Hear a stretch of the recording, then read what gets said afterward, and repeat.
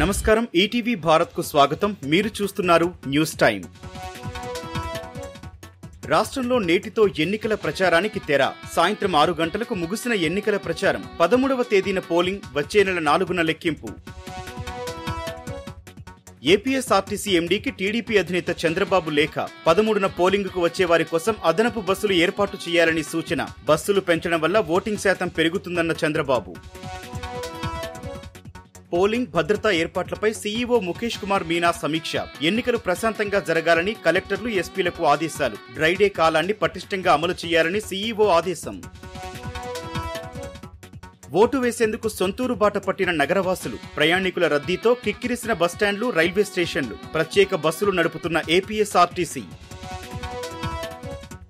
Mini వ్యాన్లో తరలిస్తోన్న 7 కోట్లు స్వాధీనం. అనంతపల్లి వద్ద టాటా ఎస్ వాహనాన్ని ఢీకొట్టిన లారీ. బోల్తా పడిన టాటా ఎస్ వాహనంలో 7 అట్టపెట్టెల్లో నగదు గుర్తింపు. హైదరాబాద్ విజయవాడ జాతీయ రహదారిపై బారులు తీరిన వాహనాలు. వరుసగా సెలవులు రావడంతో కార్లు, బస్సుల్లో తరలి వెళ్తోన్న ప్రయాణికులు. ఈ నెల 13న ఎన్నికల సందర్భంగా సొంతూళ్లకు తరలి వెళ్తున్న ఓటర్లు. బాలానగర్ వద్ద భారీగా మద్యం పట్టివేత. లారీలో తరలిస్తోన్న 2 కోట్ల విలువైన మద్యం స్వాధీనం. గోవా నుంచి రాజమండ్రికి తరలిస్తోన్న మద్యం. మార్గదర్శి నగదు, చెక్కుల్ని తిరిగి అప్పగించిన విశాఖ జిల్లా యంత్రాంగం. ఏప్రిల్ 2న నగదు, చెక్కుల్ని స్వాధీనం చేసుకున్న చెకింగ్ స్క్వాడ్. ఆధారాలతో సహా డైలీ క్యాష్ రిజిస్టర్ను అందించిన మార్గదర్శి సిబ్బంది.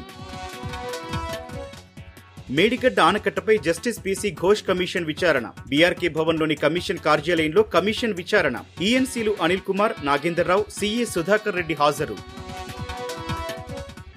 దేశంలో భారీగా పెరుగుతున్న పసిడి ధరలు. శుక్రవారం 10 గ్రాముల బంగారం ధర 74,770 రూపాయలు. శనివారం నాటికి 500 పెరిగి 75,270కి చేరిక.